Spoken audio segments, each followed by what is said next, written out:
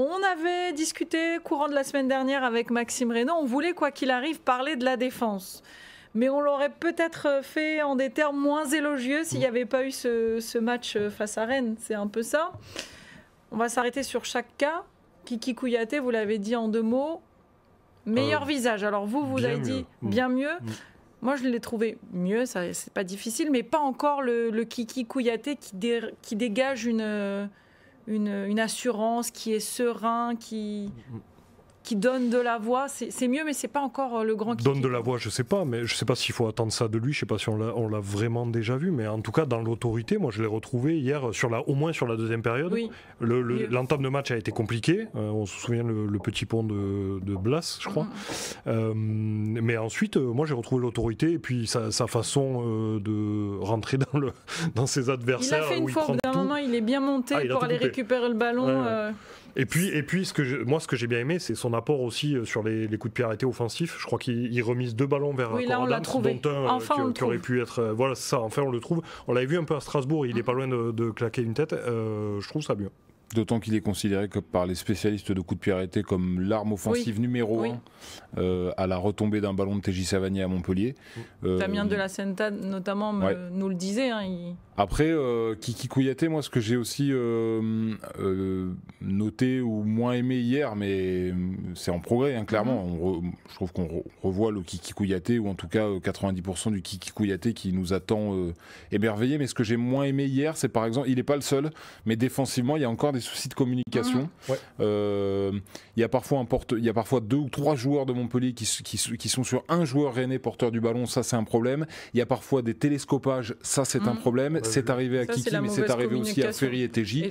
Voilà, c'est des choses à parfaire. Après, attendez, charnière centrale, ça fait 3 matchs. Et justement, on va parler de son compère, 3e titularisation. Là aussi, on voit, il monte en puissance. Mais moi, c'est ce que j'écrivais aujourd'hui. Je trouve qu'il prend vraiment de la place. C'est pas un gros gabarit, c'est pas une grande gueule, mais par contre, il a quelque chose avec le ballon et dans la manière de diriger déjà la défense, parce que hier on l'a beaucoup vu replacer, faire monter, donner de la voix justement. D'ailleurs Wabi Kazri nous l'a dit, qu'il avait fait énormément remonter la défense avec Kiki Kouyaté. Non, je trouve qu'il est très intéressant, et dans sa manière de relancer, évidemment. Bon, ça on savait que c'était son point fort, mais on le voit de mieux en mieux. Rien à ajouter. Même constat. Franchement, il est très serein. Moi, j'aime beaucoup les défenseurs sereins qui dégagent, qui affichent de la sérénité. C'est pas toujours le cas, mais il y en a qui le sont, mais qui ne le montrent pas. Lui, il affiche beaucoup de sérénité. Il a 21 ans, 22 ans, 21 ans. 21 ans, Si vous n'avez pas lu d'ailleurs le portrait qu'a dressé Maxime de Béchir Omeragic. Tout le monde a vu. Tout le monde a vu ça. Peut-être qu'il y en a encore un ou deux. Et allez lire dans Midi Libre, on peut le revoir aussi peut-être, la régie, ce petit article de Maxime sur Béchir Omeragic. Petit article, mais c'est un petit mignon. Mais gros contenu. Petit article, gros contenu, très bon. Et pour prolonger, je l'avais écrit sur Twitter, surtout lisez un article du Temps sur la famille de Béchir Omeragic, c'est très intéressant, incroyable. Football, incroyable. Je l'avais lu aussi il y a quelques temps, il est incroyable, article du Temps. Très bon titre. Complémentarité de ces 2 hommes. Bon, c'est normal, ça commence, mais on a vu, c'était pas mal aussi hier. Ouais. Ce que j'aime aussi avec cette charnière centrale, c'est qu'il y a de la vitesse. Et elle...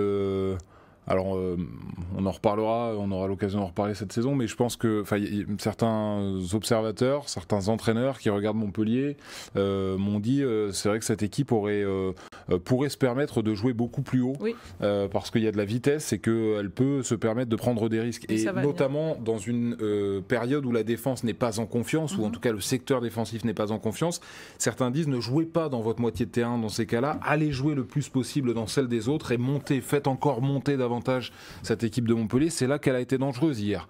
Et comme de toute façon il y a de la vitesse, il y en a sur les côtés, mais il y en a aussi en charnière centrale, ça peut permettre d'éteindre des incendies si jamais ça se produit, quoi. Quid de Christopher Julien, parce qu'hier il y a une petite alerte sur Béchir Omeragic. Qui va s'échauffer? Maxime Estève. Maxime Estève, pas Christopher Julien. Je pense que ça dit beaucoup de choses. Ça dit beaucoup de choses. Je pense que Christopher Julien a reculé dans la hiérarchie des défenseurs centraux et qu'il y a des actes qui parlent en ce sens. Maintenant, la saison est loin d'être terminée. Il peut aussi revenir. Mais je trouve que Omer Hadji colle plus, en tout cas pour l'instant, sur ces 3 derniers matchs, au jeu auquel aspire Montpellier. Je trouve aussi que ce qui en dit long, c'est l'attitude de Christopher Julien. Même si je l'ai vu très souriant avant le match sur l'entraînement, qui était un entraînement divertissement avant les matchs le vendredi, donc 2 jours avant le match. Son attitude à la sortie du vestiaire à Strasbourg, on était avec Maxime Reynaud. J'ai rarement vu le visage de Christopher Julien aussi noir et aussi fermé qu'il ne l'était.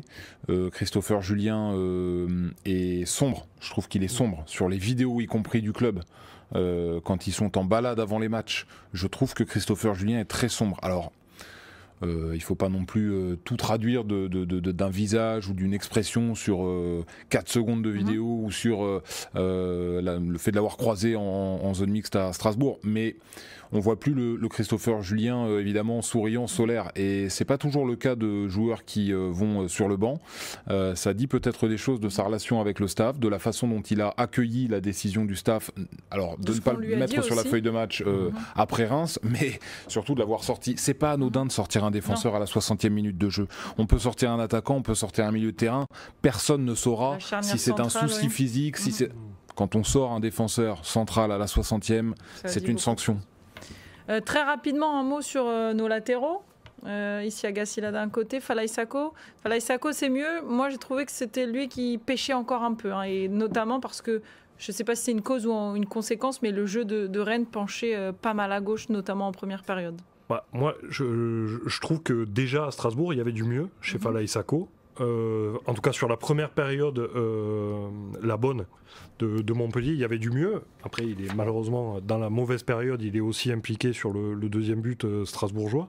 Mais hier, il a mal commencé, mais je l'ai trouvé mieux ensuite. Et comme tu disais justement, le côté gauche rennais, c'est pas un petit côté gauche. Donc il y avait du boulot avec Fayad devant qui l'a beaucoup aidé. Mais moi je trouve qu'il s'en est pas si mal sorti.